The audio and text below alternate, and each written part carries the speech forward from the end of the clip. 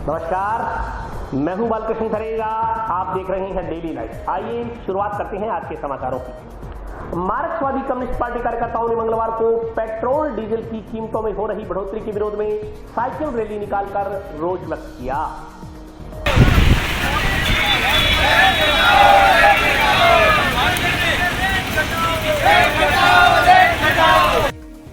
Petrol और diesel के दामों में की गई बढ़ोतरी के खिलाफ मार्क्सवादी कम्युनिस्ट पार्टी कार्यकर्ताओं ने पूर्व घोषणा अनुसार मंगलवार को जिला मुख्यालय पर साइकिल रैली निकालकर अपना विरोध दर्ज करवाया। साइकिल रैली निकाल पार्टी कार्यकर्ताओं ने दर्शाने का प्रयास किया कि सरकार जिस तरह की नीतियां लागू कर रही है उससे पेट्रोल डीजल लोगों की पहुंच से दूर हो जाएगा। अब जनता साइकिल ही चलाने लायक रह जाएगी। इससे पहले माकपा कार्यकर्ता सुबह करीब 11 बजे जंक्शन में लाल चौक स्थित कॉमरेड शोपा सिंह मक्कासर की प्रतिमा के पास एकत्रित हुए। यहाँ से साइकिल रैली को माकपा के राजस्व मंडल सदस्य रामेश्वर वर्मा, आत्मा सिंह, बहादुर सिंह चौहान ने झंडी दिखाकर रवाना किया। लाल चौक से शुरू हुई रैली अम्बेडकर चौक होते हुए शहीद भगत सिंह चौक पहुंची तथा नुक्कड़ सभा के रूप में तब्दील हो गई। इस मौके पर बोलते हुए वक्ताओं ने केंद्र सरकार की जन विरोधी नीतियों की आलोचना की और कहा कि जब पूरी दुनिया में क्रूड ऑयल $40 प्रति बैरल है, इस स्थिति में पेट्रोल डीजल के दाम बढ़ाना आम जनता के साथ लूट करने जैसी हरकत है।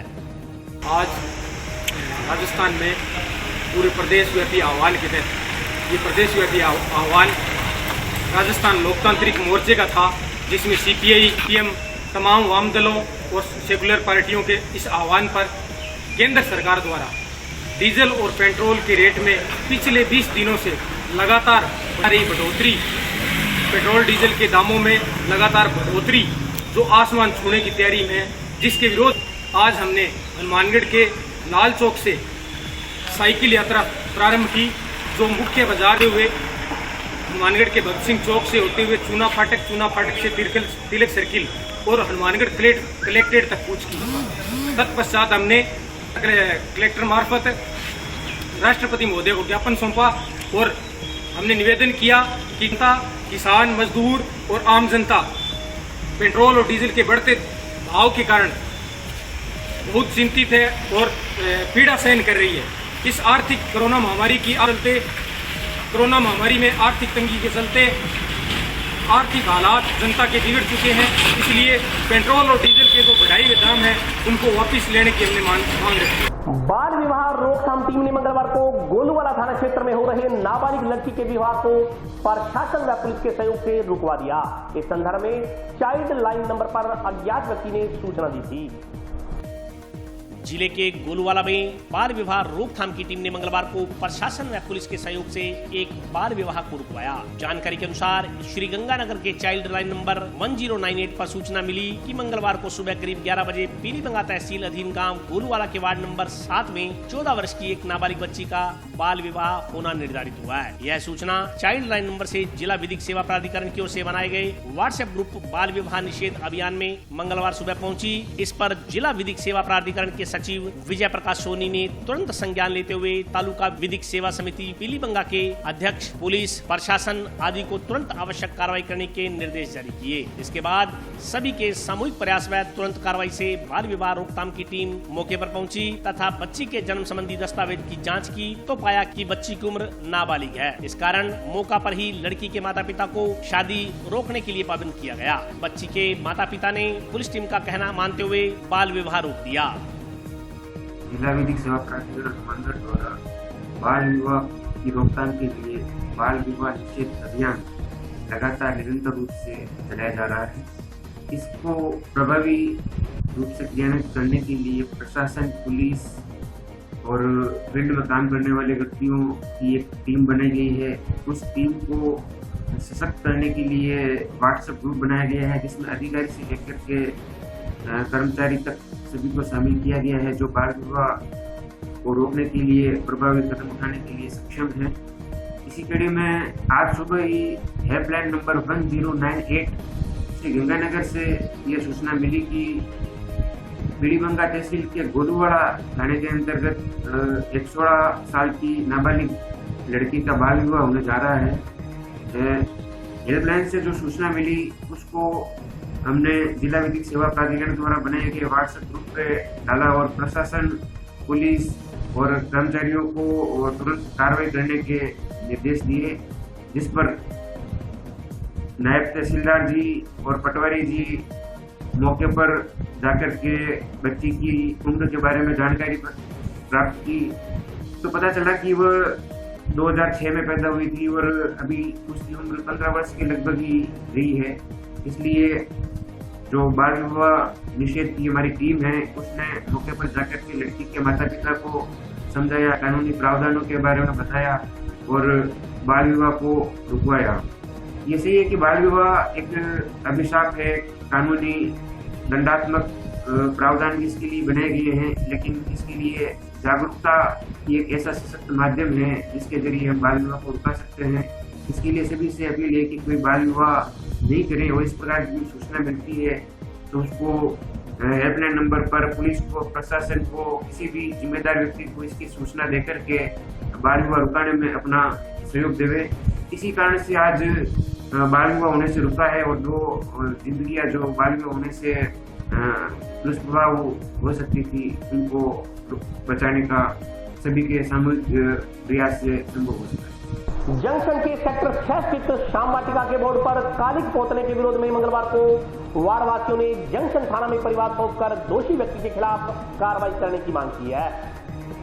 जंक्शन के सेक्टर नंबर 6 स्थित श्याम वाटिका पार्क में बाहर लगे बोर्ड पर कुछ लोगों द्वारा कालिख पोते जाने के मामले ने मंगलवार को तूल पकड़ लिया। इस संदर्भ में श्याम भक्तों में रोष फैल गया तथा उन्होंने जंक्शन थाना में थाना प्रभारी नरेश गैरा को ज्ञापन सौंपा। ज्ञापन में कहा गया है कि सेक्टर नंबर 6 स्थित श्याम वाटिका पार्क में सोमवार रात्रि किसी समय असामाजिक तत्वों की ओर से लिखी हुई 8 प्लेटों पर किसी ने कालिख पोत दी। इससे श्याम भक्तों में रोष फैल गया। उन्होंने कहा कि भगवान के प्रति इस प्रकार का निंदनीय कार्य करना, सांप्रदायिक दंगे भड़काने का प्रयास करना व धार्मिक भावनाओं को ठेस पहुंचाने का कृत्य है। इस प्रकार का कृत्य क्षेत्र में पहले कभी सुनने व देखने को नहीं मिला। ज्ञापन के अनुसार ईश्वर के प्रति इस प्रकार का कृत्य अच्छी बात नहीं है। अगर किसी को पार्क के नाम पर ऐतराज है तो मिल बैठकर नाम बदला जा सकता है, लेकिन इस प्रकार का घिनौना कार्य माहौल खराब करने का प्रयास है जिसकी निंदा की जानी चाहिए। थाना प्रभारी नरेश गैरा के अनुसार इस संदर्भ में कुछ लोगों ने परिवाद दिया है, जांच पड़ताल कर उचित कार्रवाई की जाएगी। ज्ञापन देने वालों में Vijay Singh Chauhan, Devendra Rajput, Ashwini Pareek, Dinesh Dadhich,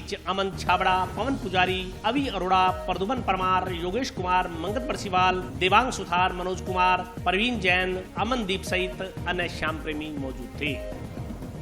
sector number 6 ward number 51 में श्री श्याम वाटिका पार्क है।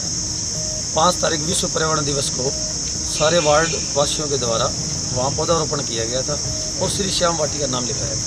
लगभग 1 माह बाद बिना किसी सूचना के, बिना किसी सहमति के कुछ लोगों ने श्री श्याम जी के नाम पे कालिख पोत दी। लगभग 8 प्लेटें उस चारों तरफ लगी हुई है और वहाँ कैमरे भी लगे हुए हैं। यदि पुलिस चाहे तो कैमरों में ये रिकॉर्ड किया हुआ है। वहाँ मोहल्लों में जो कैमरे किसी ने लगा रखे हैं 2-4 घरों ने, तो उसमें किसने कालिख पोती वो सब आया हुआ है। गलत बात है, सांप्रदायिक दंगे की तरफ ये माहौल ले जाया जा रहा है। हनुमानगढ़ हमेशा से जो है बहुत ही प्यार से और सभी वर्गों में स्नेह और प्रेम की भावना रही है। इस तरीके की सांप्रदायिक दंगे और सामाजिक सद्भाव को बिगड़ने का प्रयास कभी आज तक हमने तो सुना नहीं है हमारी उम्र में। लेकिन अब ऐसा क्यों हुआ? श्री श्याम जी के नाम पे सैकड़ों हजारों की तादाद में हनुमानगढ़ में श्याम प्रेमी रहते हैं। महिलाओं में रोष है। आप देख रहे हैं 2 दिन से वीडियो और फोटो भी वायरल हो रही है, कालिख पोती हुई है, महिलाएं रोष कर रही हैं, लोग रो रहे हैं श्याम जी के नाम पे। उसके बावजूद भी कुछ लोगों ने सद्भावना बिगाड़ने के लिए इस तरीके के कार्य जो किए हैं वो बहुत ही निंदनीय है। वार्ड नंबर 51 में जो श्याम वाटिका है, कुछ अज्ञात लोगों ने उस पर कालिख पोत दी है, जो कि बहुत गलत है और इससे कि हमारा मानवीय भाईचारा है वो खराब हो रही है और कभी भी यहाँ दंगे बाजार हो सकते हैं। तो सरकार इसका, प्रशासन इस पर अमल करते हुए वो वापस नाम लिखवाया जाए और जिन्होंने ये काम किया उनपर सख्त कार्रवाई हो। माकपा से जुड़े विभिन्न श्रमिक संगठनों की बैठक मंगलवार को जंक्शन में आयोजित की गई। बैठक में विभिन्न मांगों को लेकर आंदोलन की रणनीति पर विचार विमर्श किया गया। सेंट्रल ट्रेड यूनियन के बैनर तले मंगलवार को जंक्शन में विभिन्न श्रमिक संगठनों की बैठक आयोजित की गई। बैठक में 3 जुलाई को राष्ट्रव्यापी आह्वान पर जिला व ब्लॉक मुख्यालयों पर विभिन्न मांगों को लेकर आंदोलन की रणनीति पर विचार विमर्श किया गया। बैठक में विभिन्न श्रमिक संगठनों के पदाधिकारी मौजूद रहे। माकपा नेता रामेश्वर वर्मा ने बताया कि केंद्र सरकार द्वारा श्रम कानूनों में किए गए संशोधन को लेकर श्रमिक वर्ग में रोष व्याप्त है। श्रमिकों के काम की अवधि को सरकार ने बढ़ा दिया है। श्रम करना अब आसान काम नहीं है। सरकार ने इसकी अवधि को 12 घंटे कर दिया, जिसका श्रमिक संगठन पुरजोर विरोध कर रहे हैं। इसके अलावा उन्होंने बताया कि राहत कोष के नाम पर सरकार ने श्रमिक वर्ग के लिए किसी तरह की कोई सहूलियत नहीं दी। बिजली, परिवहन, स्वास्थ्य, शिक्षा सहित प्रत्येक विभाग में निजी क्षेत्रों को एफडीआई की छूट दी गई है। इसका विरोध श्रमिक संगठनों द्वारा किया जा रहा है। उन्होंने बताया कि इसके साथ साथ लॉकडाउन अवधि के बिजली के बिल माफ करने व टैक्स की श्रेणी में नहीं आने वाले परिवारों को आर्थिक सहायता उपलब्ध करवाने सहित रोजगार सृजन की मांग को लेकर आंदोलन किया जा रहा है। बैठक में 3 जुलाई को जिले भर में एसडीएम व ब्लॉक स्तरीय कार्यालयों का घेराव कर प्रदर्शन करने का निर्णय लिया गया। के अंदर जो केंद्रीय श्रमिक संगठन है, तमाम ट्रेड यूनियनों ने बैठ के निर्णय लिया है कि 3 तारीख को पूरे देश के अंदर धरने, प्रदर्शन, जुलूस करेंगे। उसके क्रम में हनुमानगढ़ के अंदर सारे जो है एसडीएम हेडक्वार्टर, सारी जगह जो तहसील, उप तहसील है, वहाँ पर मजदूर जो है हज़ारों की तादाद में अपनी मांगें रखेंगे, प्रदर्शन करेंगे और जो है ज्ञापन देंगे। उसका कारण ये है कि देश के अंदर इस वक्त जो है जो केंद्र में सरकार है वो मजदूरों के ऊपर सबसे बड़ा हमला कर रही है। उन हकों में जो कानून बने हुए थे उन तमाम कानूनों को बदल दिया। पहले 44 श्रम कानून थे, उनको बदल के वो 4 कोड के अंदर ले आए, जिसका मतलब ये है कि पूंजीपतियों को लूटने की खुली छूट मिले और मजदूरों का शोषण होगा। और ये जो कोरोना काल है, इस कोरोना काल के अंदर सबसे बड़ा शिकार अगर कोई हुआ है तो देश का गरीब और मजदूर हुआ है। अभी ये कि 8 घंटे के बजाय 12 घंटे काम करने का आदेश कर दिया। हर तरह से बड़े पैमाने के ऊपर जो है जो सार्वजनिक संस्थान है, पब्लिक सेक्टर है, जो देश की रीढ़ की हड्डी है, और कोरोना काल ने साबित कर दिया कि सरकार के अस्पतालों में ही इलाज हुआ, प्राइवेट तो बंद करके भाग गए। और आज जब कुछ हुआ है, कुछ छूट दी है, तो यही प्राइवेट हॉस्पिटल जो है ये कोरोना के इलाज के नाम पे जो है लाखों रुपये वसूल कर रहे हैं और आम आदमी को लूट रहे हैं। तो हमारा ये कहना है कि चाहे वो परिवहन विभाग हो, चाहे रेल हो, चाहे आपकी बिजली हो, चाहे सड़क परिवहन हो, चाहे आपके शिक्षा और स्वास्थ्य हो, इसके अंदर जो निजी क्षेत्र को पूरी छूट दी है जो एफडीआई की, हम उसका विरोध करते हैं और हमारे देश को बेचना बंद करो। इस मांगों को लेकर के महंगाई के सवाल के ऊपर हमारा ये मानना है कि हर जो टैक्स पेयर नहीं है उसके खाते में 7500 रुपये आप डालो, ये जो दरों में इसको जो आप लागू करो। जो तमाम गरीब लोग हैं उनके लिए 10 किलो अनाज और बाकी उसकी जरूरत की जो सामान है वो दो, और ये निजीकरण पूरी तरह से बंद करो, देश को बेचना बंद करो। तमाम सेक्टर की अलग अलग मांगों के 3 तारीख को तमाम लोग जो हैं वो आंदोलन में उतरेंगे। इसी बात को लेकर के हनुमानगढ़ के जो संयुक्त ट्रेड यूनियन कमेटी है उसकी आज मीटिंग थी और हम जो है 3 तारीख को जो है नई अनाज मंडी और लाल चौक से रवाना होंगे और जिलाधीश महोदय को ज्ञापन देने के लिए जाएंगे। पुलिस लाइन में बैंड ड्यूटी पर तैनात एक पुलिसकर्मी की पत्नी ने अपने पति पर दहेज के लिए प्रताड़ित करने के आरोप में महिला थाना में मामला दर्ज करवाया है।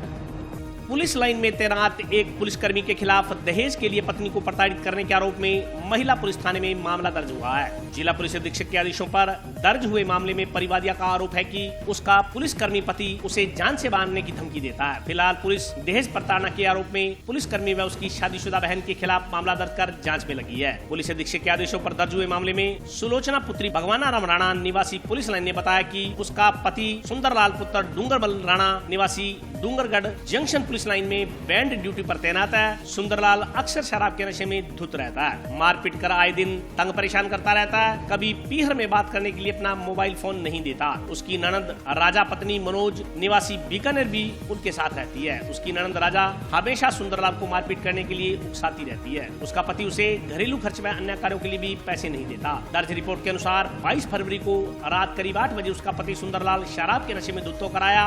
उसकी ननद राजा ने उसे पति सुंदरलाल को कहा कि अपने पीहर में अपनी माता से अक्सर फोन से बात करती है। इस पर पति सुंदरलाल ने उसका मोबाइल छीनकर तोड़ दिया तथा उसके साथ मारपीट की। पुलिस ने आरोपी पुलिसकर्मी सुंदरलाल राणा और उसकी बहन राजा के खिलाफ धारा 498A 323 के तहत मामला दर्ज कर जांच शुरू की है।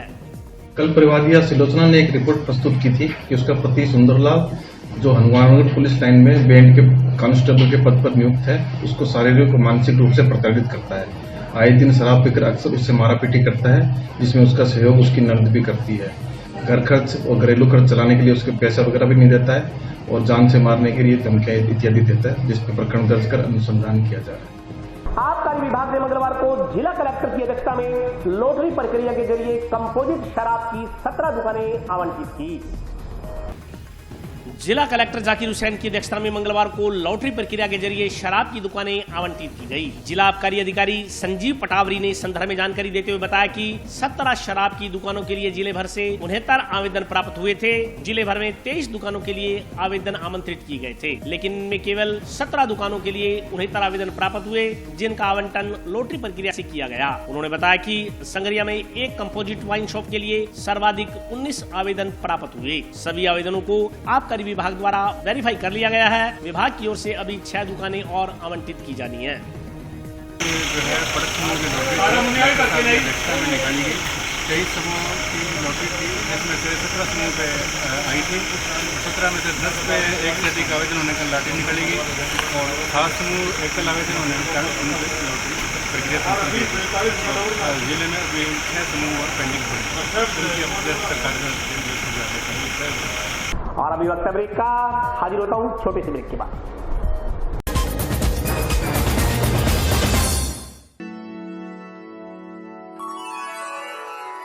यूं तो कई बार मुझे हंसते देखा है, पर ये हंसी कुछ और है। ये गहना मुझ पर जचता है, पर ये महज एक गहना नहीं, ये रूपरेखा है मेरे मन की, हंसती खिलखिलाती लहरों की, जो आतुर थी अब तक मुझ पर सजने को। इसलिए ये गहना ही मेरा सच्चा श्रृंगार है, श्रृंगार है, श्रृंगार है।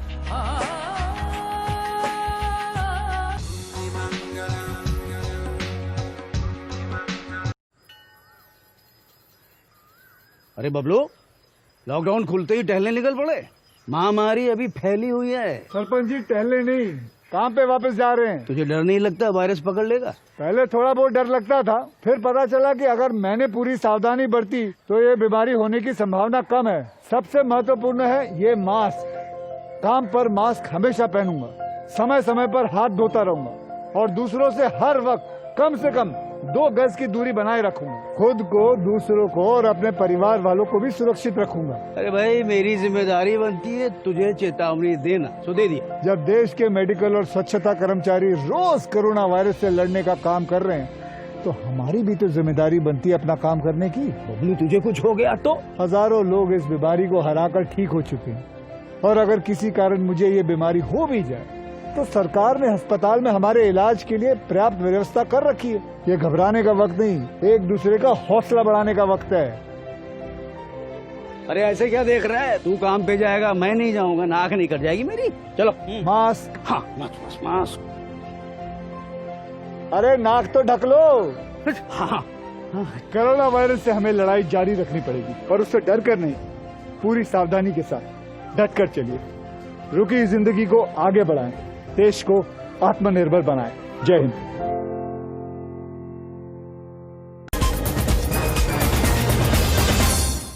ब्रेक के बाद स्वागत है। आइए नजर डालते हैं अगले समाचारों पर। नायक समाज के युवाओं ने जिला कलेक्टर के माध्यम से मुख्यमंत्री को ज्ञापन भेजकर बीएसटीसी की किताब में छपे आपत्तिजनक तथ्यों को त्वरित रूप से हटवाने और लेखक के खिलाफ कार्रवाई करने की मांग की है। बीएसटीसी की एक किताब में छपे गलत तथ्यों को हटवाने और लेखक के खिलाफ कार्रवाई करने की मांग को लेकर मंगलवार को नायक समाज के युवाओं ने मुख्यमंत्री के नाम का ज्ञापन जिला कलेक्टर जाकिर हुसैन को सौंपा। युवाओं का आरोप है कि बीएसटीसी की किताब में भील समाज की बालिका को विवाह से पूर्व गर्भवती होना बताया गया है, जो पूरी तरह से गलत है। युवाओं का कहना है कि किताब के लेखक ने बिना तथ्यों के आधार पर बेसिर पैर की बातें किताब में छाप दी। किताबें ज्ञान का जरिया है, लेकिन कई लेखक पाठकों को पथ से भटकाने का काम कर रहे हैं। युवाओं ने कलेक्टर को ज्ञापन सौंप ऐसे लेखकों के खिलाफ कार्रवाई करने व बीएसटीसी की किताब से बेफिजूल तथ्यों को त्वरित रूप से हटाने की मांग की है। बीएसटीसी की किताब के अंदर गलत क्वेश्चन छपा हुआ है। भील समाज की बेटियों को विवाह से पूर्ण गर्भवती माना जाता है। इसमें किताब में ऐसा कुछ प्रश्न है, इसको मतलब जो जिन्होंने लिखा है उनके खिलाफ कार्रवाई की मांग को लेकर और उसको हटाने की बात को लेकर हम यहाँ कलेक्टर पर आज ज्ञापन देने हैं कलेक्टर साहब को, और ये मामला तुरंत प्रभाव से इसको ध्यान में रखकर और उनके खिलाफ कार्रवाई की जाए और इस प्रश्न को हटवाया जाए तुरंत प्रभाव से। हम आने वाले दिनों में समाज के लोगों से चर्चा करके आंदोलन करेंगे। आवासीय कॉलोनी में लगने वाले टावर को हटवाने की मांग को लेकर जंक्शन के वार्ड संख्या 4 व 7 के बासिंदों ने जिला कलेक्टर को ज्ञापन सौंपा। जंक्शन स्थित वार्ड संख्या 4 व 7 के बाशिंदों ने मंगलवार को जिला कलेक्टर को ज्ञापन देकर आवासीय कॉलोनी में लगने वाले टावर को हटवाने की मांग की है। वार्ड वासियों का कहना है कि हाउसिंग बोर्ड के मकान संख्या 7/18 के सामने रिटायर्ड तहसीलदार द्वारा टावर लगवाया जा रहा है। उसी के पड़ोस में केशवानंद स्कूल व सोमनाथ कॉलेज भी है। हाउसिंग बोर्ड व खुंजा के मध्य घनी आबादी क्षेत्र है। वार्ड वासियों ने बताया कि इस जगह पर टावर लगने से आवासीय कॉलोनी, स्कूल और कॉलेज में पढ़ने वाले बच्चों के स्वास्थ्य पर विपरीत असर पड़ेगा। वार्ड वासियों ने बताया कि टावर लगवाने वाले उक्त व्यक्ति को कई बार समझाने के बावजूद टावर लगवाने की प्रक्रिया जारी है। वार्ड वासियों का कहना है कि पढ़ने वाले बच्चों के स्वास्थ्य पर टावर की रेडिएशन का विपरीत असर पड़ेगा और आवासीय कॉलोनी में तेज अंधड़ या बारिश में टावर की वजह से दुर्घटना भी हो सकती है। घनियाबादी क्षेत्र है जो हाउसिंग बोर्ड का बोर्डर लगता है वार्ड नंबर 7 का, उसके अंदर जो है ये टावर लग रहा है और टावर के लिए हमने ऑब्जेक्शन लगाया था पहले भी 3-3.5 महीने पहले, लेकिन उसका कोई एक्शन नहीं लिया गया है और पूरा मोहल्ला जो है इसके खिलाफ है। मोहल्ले वाले ये चाहते हैं ये टावर ना लगे, इसीलिए कलेक्टर साहब के पास आज आए थे हम उनसे अनुरोध करने के लिए, रिक्वेस्ट करने के लिए। आ रही है कि इससे क्या है, किरणों से क्या है, गर्भवती महिलाओं को नुकसान है, पक्षी एक भी नहीं बच रहा है, ठीक है, और हार्ट पेशेंट ज़्यादा हो रहे हैं, प्रॉब्लम हो रही है। इसकी वजह से क्या है कि मोहल्ले वाले सारे उग्र हो रहे हैं। तो हमने कहा कि प्रशासन को पहले सहारा लेके और हम ये जो है काम करें। अगर प्रशासन सहयोग करता है ठीक है, नहीं करता फिर वार्डवासी जो अपने स्तर पे टावर को रोकवाएंगे। हम इस टावर के विषय में आए हैं। हमारे मोहल्ले में टावर लग रहा है वार्ड नंबर 4 खुंजा और हाउसिंग बोर्ड के बॉर्डर पर। हम चाहते हैं कि टावर ना लगे, इससे बहुत ज़्यादा नुकसान है छोटे बच्चों को, गर्भवती महिला को और पेड़ के पक्षियों को भी बहुत ज़्यादा नुकसान है। तो हम चाहते हैं ये टावर कानूनी तरीके से हम रोकें। किसी के साथ हमारा विरोध नहीं है, मगर ये टावर नुकसान करता है, इसीलिए हम इसका विरोध कर रहे हैं। सारा मोहल्लेवासी इसका विरोध कर रहे हैं। कोरोना जागरूकता अभियान के तहत मंगलवार को नगर परिषद कार्यालय में अधिकारियों व कर्मचारियों को संक्रमण से बचाव के लिए शपथ दिलाई गई। कोविड-19 जागरूकता अभियान के तहत मंगलवार को 10वें दिन जिले भर में राज्य के सेवा में कार्यरत समस्त अधिकारियों कर्मचारियों को कोरोना बचाव के लिए शपथ दिलवाई गई। इसी क्रम में टाउन स्थित नगर परिषद कार्यालय में आयुक्त शैलेंद्र गोदारा ने अधिकारियों व कर्मचारियों को संक्रमण से बचाव के लिए समय और अपने आसपास के लोगों को जागरूक करने की शपथ दिलवाई। इस दौरान अधिकारियों व कर्मचारियों ने कोरोना संक्रमण के चलते सोशल डिस्टेंसिंग के नियमों की पालना करने, मास्क व सैनिटाइजर का इस्तेमाल करने, सफाई बनाए रखने व आसपास के लोगों को कोरोना की गंभीरता के प्रति जागरूक करने का संकल्प लिया। नगर परिषद आयुक्त ने बताया कि जागरूकता अभियान के तहत नगर परिषद की ओर से मुख्य बाजारों में लोगों को संक्रमण से बचाव के लिए अपने स्तर पर जागरूक करने का प्रयास किया जा रहा है। इसके तहत आम जन को पंपलेट व ब्रोशर के जरिए नियमों की पालना का संदेश दिया जा रहा है।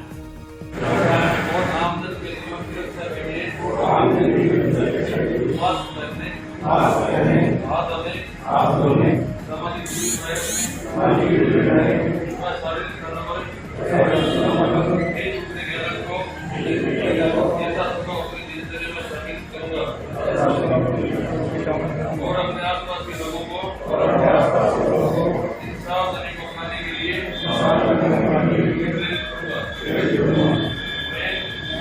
कोरोना संक्रमण की रोकथाम के लिए मानवता की सेवा में अपनी जिम्मेदारी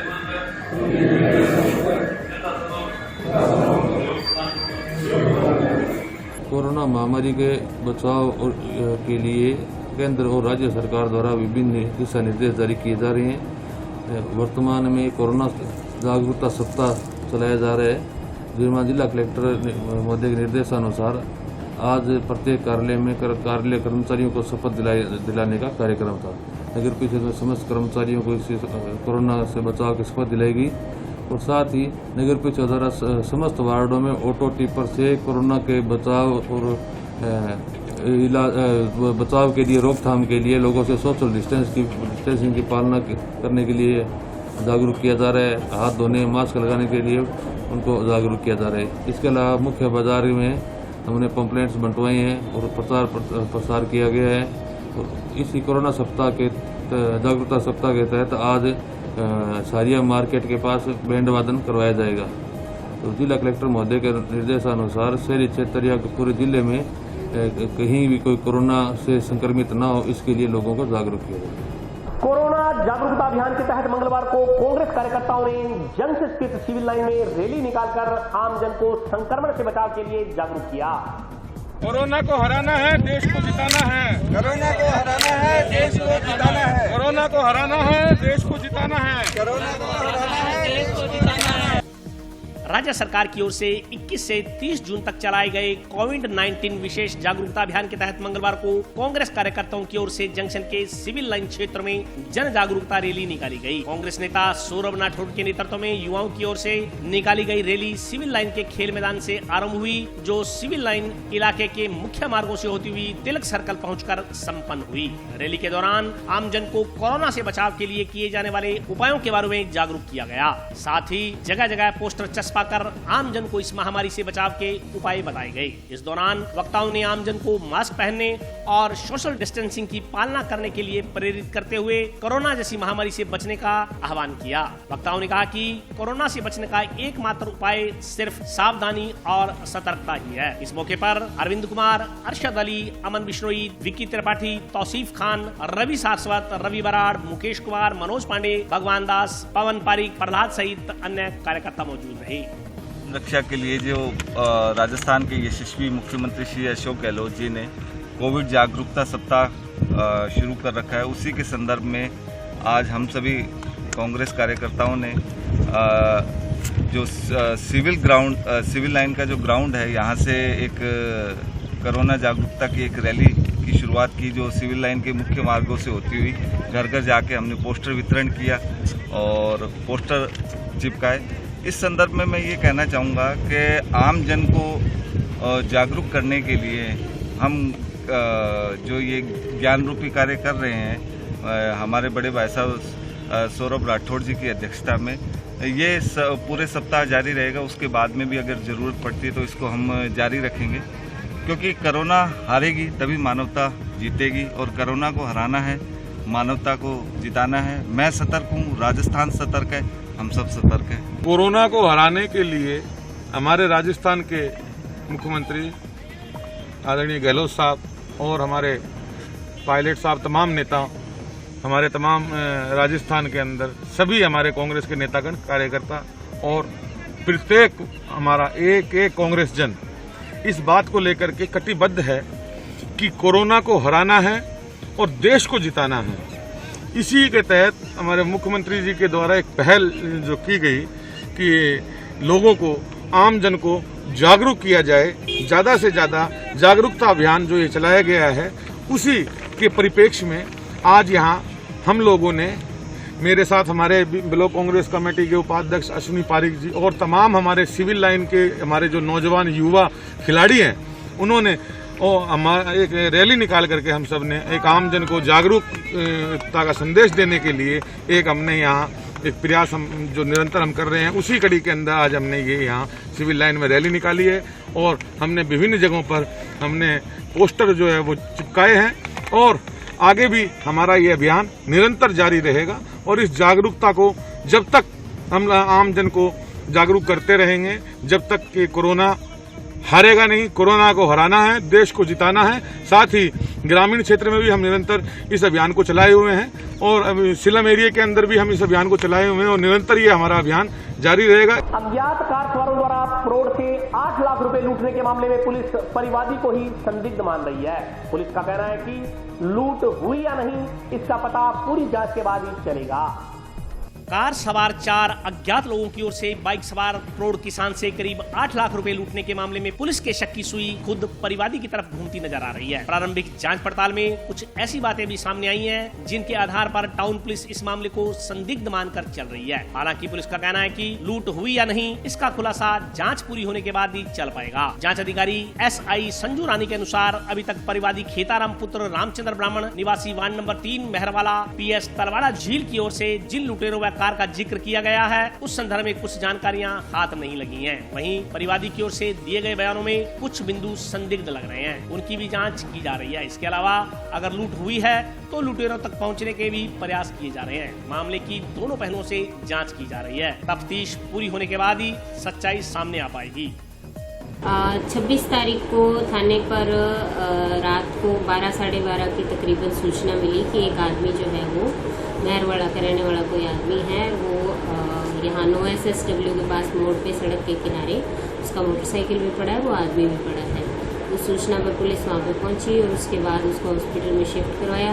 अगले दिन उसके बयान हुए तो उसने बताया है कि वो जो है 26 तारीख को दिन में एलनाबाद से अपनी आड़त की दुकान से वहाँ से पैसे लेके आया था 7,97,000 रुपये, और वो पैसे लेके उसने KCC के बैंक में जमा करवाने थे। और यहाँ जैन हॉस्पिटल के पास बैंक में वो आया और बैंक बंद होने की वजह से पैसे जमा नहीं हो पाए। फिर वो अपने पैसे लेके और अपने घर की तरफ जा रहा था, तो वहाँ पे नो SSW के पास में वहाँ पे 4 व्यक्ति कार के अंदर कोई आए पीछे से, और उन्होंने कार आगे लगा के उसकी बाइक रुकवा के और उक्त व्यक्ति से जो है उसके पैसे छीन लिए और कुछ जहरीला पदार्थ उसके मुंह के ऊपर फेंक के और ये पैसे छीन के वहाँ से भाग गए। उसके बाद गांव वालों ने थाने पर सूचना दी और उसके बाद जो ये मुकदमा दर्ज हुआ है। तफ्तीश कर रहे हैं। इसमें कुछ संदिग्ध जो बयान जो इसमें परिवादी ने जो बयान दिए उसमें हमें कुछ बिंदु थोड़े संदिग्ध लग रहे हैं, उन पर भी जाँच हो रही है। और साथ ही साथ हम ये भी देख रहे हैं कि अगर लूट हुई है तो जो है वो अपराधियों पर भी हमारी जो है नजर है, ताकि वो भी पकड़ में आए अगर सचमुच ये घटना हुई है तो। अभी तक तो कुछ तो डाउटफुल, हमें परिवादी की तरफ से थोड़ा मामला डाउटफुल लग रहा है, कुछ टाइमिंग में और कुछ गड़बड़ आ रही है, उन चीज़ों पे तफ्तीश कर रहे हैं। साथ ही साथ ये भी मान के चल रहे हैं कि अगर लूट हुई है तो भी जो भी व्यक्ति जिन्होंने ये काम किया है, अपराध किया है, उन पे भी हमारी नजर है बराबर, वो भी चल रहा है काम। रोडवेज प्रबंधन की ओर से मंगलवार को हनुमानगढ़ से उदयपुर के लिए बस सेवा आरंभ की गई। रोडवेज कर्मचारियों ने बताया कि इस मार्ग पर यात्रा करने वाले यात्रियों हेतु ऑनलाइन बुकिंग की सुविधाएं भी प्रदान की जा रही हैं।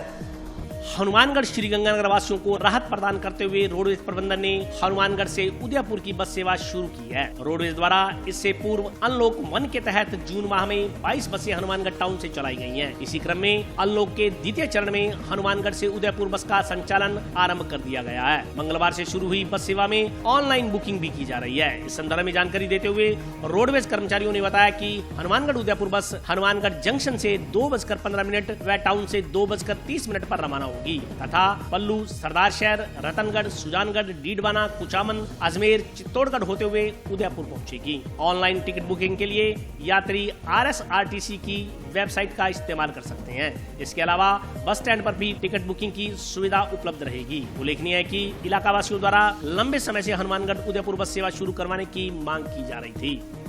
बसें लगी हैं साहब, रोहतक के लिए, जुलू के लिए,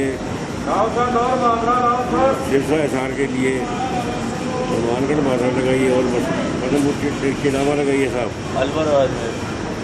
एक अलवर लगाइए साहब। ये बसें नहीं शुरू की साहब, आप ये प्रबंध निदेशक जैसे के अनुसार ये बसें चलाई गई हैं और हर बस में छिड़काव की दवाई का छिड़काव किया जाता है, चंदर को खुला बिठाया जाता है और साफ सफाई रखी जाती है। और आज के लिए बस इतना ही। कल फिर हाजिर होता हूँ नए समाचारों के साथ। तब तक आप स्वस्थ रहिए, प्रसन्न रहिए और लॉकडाउन के नियमों का पालन करते रहिए। नमस्कार।